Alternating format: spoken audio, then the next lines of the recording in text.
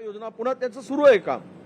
प्रत्येक गोष्टीला कात्री लावायची आणि या दोन समाजाला उद्ध्वस्त करायचं, या समाजाचा निधी वळवायचा. अरे कुठे फेडणार पाप?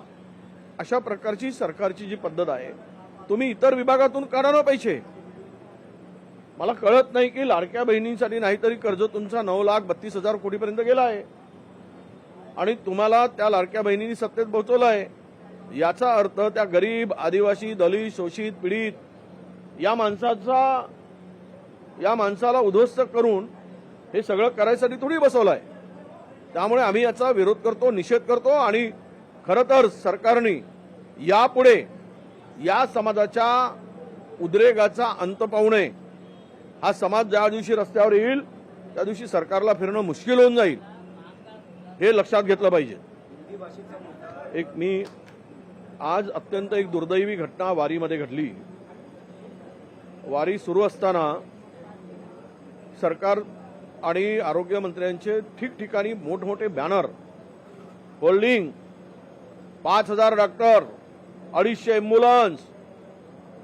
सरकारने जो गाजावाजा केला, या वारीचा फायदा उचलण्याचा जो प्रकार केलाय, त्यामध्ये आज साहेबराव मगर हा परभणी जिल्ह्यातील वारकरी उलटी होऊन आणि उलटी झाली, त्याला लॅट्रिन झाली आणि तो मृत्युमुखी पडला.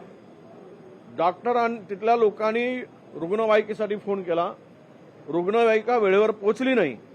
यांच्या 250 एम्ब्युलन्स आणि 5,000 डॉक्टर कुठे होते माहीत नाही.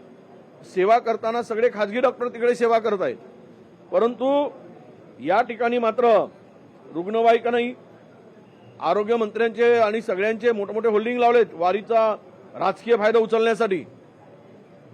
हिंदू धर्माचे मालक स्वतः झाल्यासारखे सगळे वागतायत आणि या वारकऱ्यांचा या ठिकाणी झाला. असे अनेक वारकरी आपला जीव गमवत आहेत, पण तिथे कुठेही व्यवस्था दिसत नाही.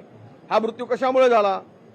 आम्ही एवढा करोडो रुपयाचा खर्च त्या वारीच्या संदर्भात दाखवत आहे सरकार आणि सांगताय की आम्ही एवढे पैसे खर्च केलेत, तेवढे पैसे खर्च केलेत.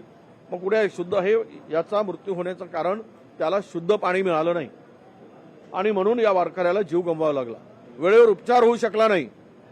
250 एम्ब्युलन्स, 5,000 डॉक्टर, कुठेही व्यवस्था. आणि म्हणून किमान या वारकऱ्याच्या संदर्भात सरकारची भूमिका, कारण हा सरकारच्या अव्यवस्थेचा वारकरी बळी गेलेला आहे, म्हणून सरकारने याची जबाबदारी घ्यावी आणि याच्या कुटुंबाला योग्य ते मदत करावी, अशी आमची मागणी आहे. लोकशाही मराठी ऐका, पहा, जागरूक रहा.